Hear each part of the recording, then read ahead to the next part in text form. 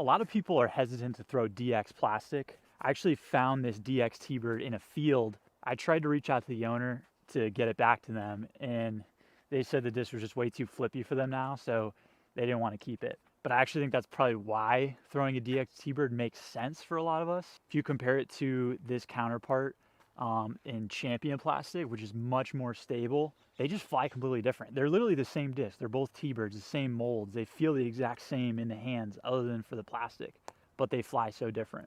And I didn't get it at first why people would have the same mold, honestly, throw it in different plastics, because I feel like that would create inconsistencies. But you could also argue that because these are both the same shape and feel in your hand, you might just feel much more comfortable with them in having a similar release each time, and then really just knowing that each disc, because it's in a different plastic flight, different plastic type, it's gonna fly differently. So yeah, today I'm just gonna play a few holes. We're gonna compare the flights of Champion plastic versus DX plastic. This DX plastic one is already pretty beat in. It wouldn't fly exactly like this when you first got it, but after a few months of owning it, it'd probably fly like this one. And this Champion plastic T-Bird is probably gonna fly the same it could fly the same for years, depending on how much you throw it. Much more durable and much more overstable, but let's actually see what that looks like in the sky. First basket, you might be able to see it's between those two trees. This is a first throw of the day, so give me some slack. But this blue T-Bird, I can kind of throw it straight and then it'll turn towards the basket. That's the idea, at least.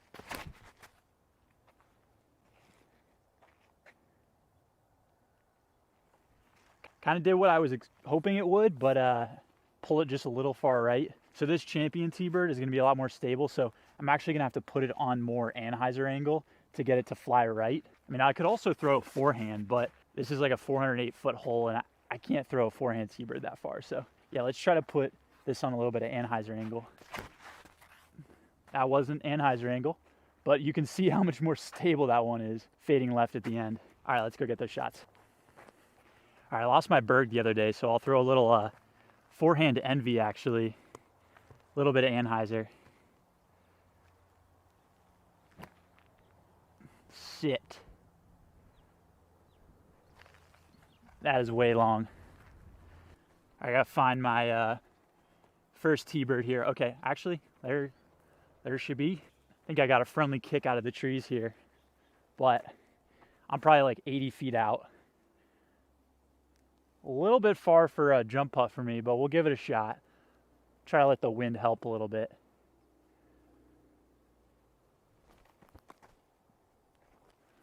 I was trying to run it, but we'll take that right under the basket. All right, where's my envy? I cooked it. I'm kind of used to throwing the Berg where it just sits on command. Okay, I went way back here. See if I can work some magic. This is for par after a pretty terrible upshot.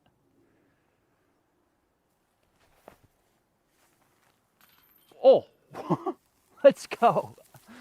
Okay, I feel like I redeemed myself after some rough golf right there. So par, I guess it doesn't matter if you throw DX or Champion, you're good. All right, so this next hole is a tough one to film. Basically, the basket's right in between these two trees. To compare these apples and oranges here, I'll try to throw the same shot, but I've gotten here before with like a higher hyzer above that first tree. With something more stable, it's kind of just gonna crash left a little bit faster and probably not get all the way there. So I'll show you what that looks like.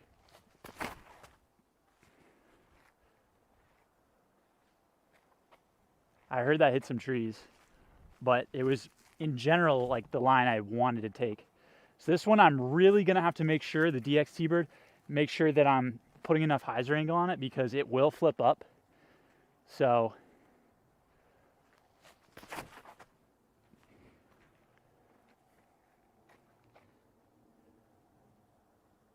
okay, that was actually pretty good. It's probably like 25 feet.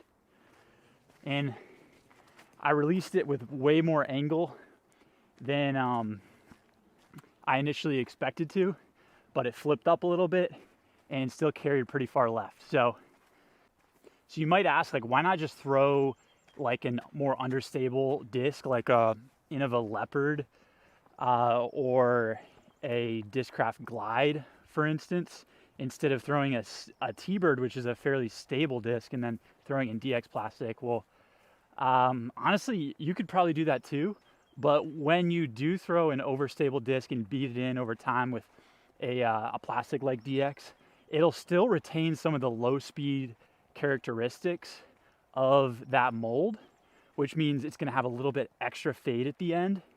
So yes, it will become more flippy like some other discs on the market that you can get in premium plastic, but it won't quite have the same late flight characteristics. It also might just not feel as good in your hands. So a lot of that comes down to preference, but here's my DX T-Bird. There's the basket. I gotta go find my champion T-Bird somewhere over there. Oh, I'm in this bush. All right. It came out the other way. I will see if I can make another miraculous putt, but here we go. I got like 60 feet. I'll give it my all.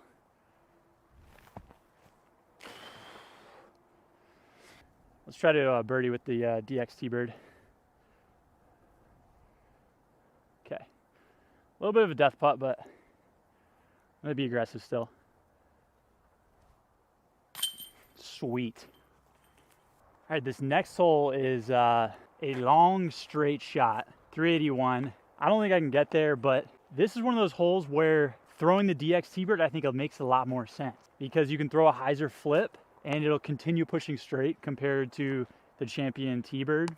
So like, what's the point of this video? Honestly, like if you find yourself throwing a certain disc that you want to make it work, like maybe like a destroyer, for instance, or a distance driver that a lot of the pros throw, you could always try it out in some different plastic types too, like their base plastic, which is usually cheaper. It's less durable, it'll beat in faster, and it might fly more like you really want it to. So, all right, we'll throw the DX T-Bird first, and I'm gonna try to put this on a lot of hyzer and just let it flip up. But I also have to hit the gap, so.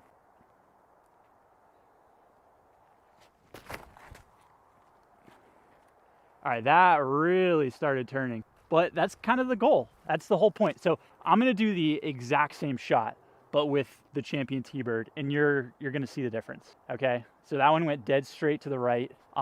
So take a guess with what the champion T-Bird will do.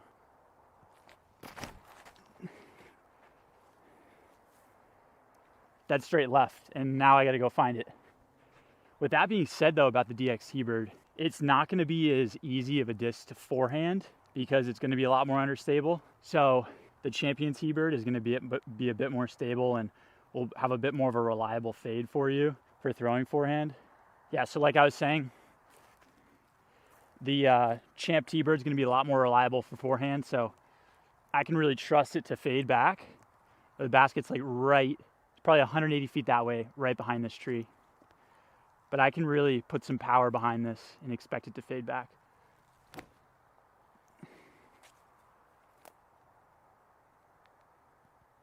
Didn't hear anything, but I think that's pretty close. So this is like almost every other shot I'm at this course in California. Like it's stuck in some type of bush or tree because of how dense and lush it is right now. So the DX T-Bird isn't necessarily bad for forehanding. You're just gonna throw different shots with it. Like for instance, a shot that you wanted to keep on one angle, like an anhyzer angle, it's not gonna fade out on you as easy as the champion T-Bird. So even though I could just throw this dead straight, I'm gonna throw that high anhyzer shot and see what happens.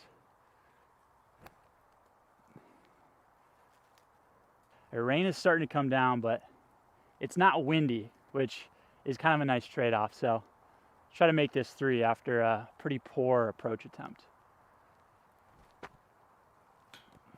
Short. All right, champ T-Bird for the par though. Just to give you context for the next hole, there's this huge grouping of trees right here. The basket's there, and then I'll show you what we're looking at from the tee pad.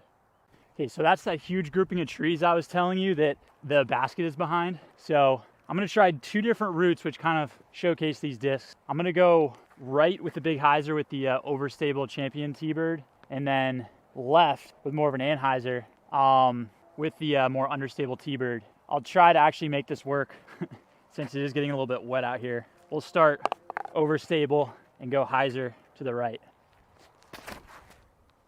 Okay, so keep going.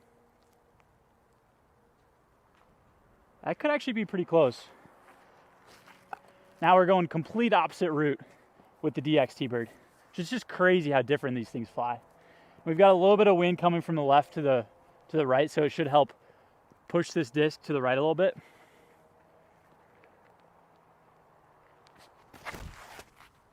Oh, that is definitely turning. But it turned so much that it was just basically burning over into the ground. So I actually almost don't like putting that disc on too much anhyzer at this point, because you can risk just doing exactly what I did there and you end up losing out on some flight time. But at least it's a disc I can trust to go right.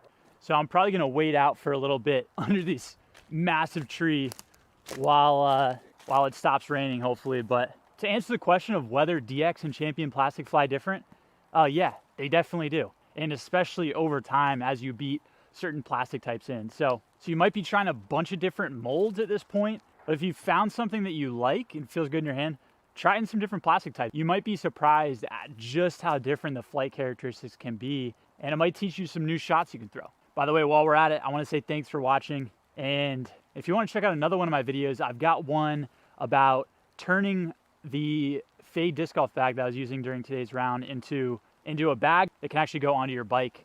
You can carry it on some rear racks and make your commute to the disc golf course a little bit more sustainable. So hopefully this is helpful. Have a good one, everyone.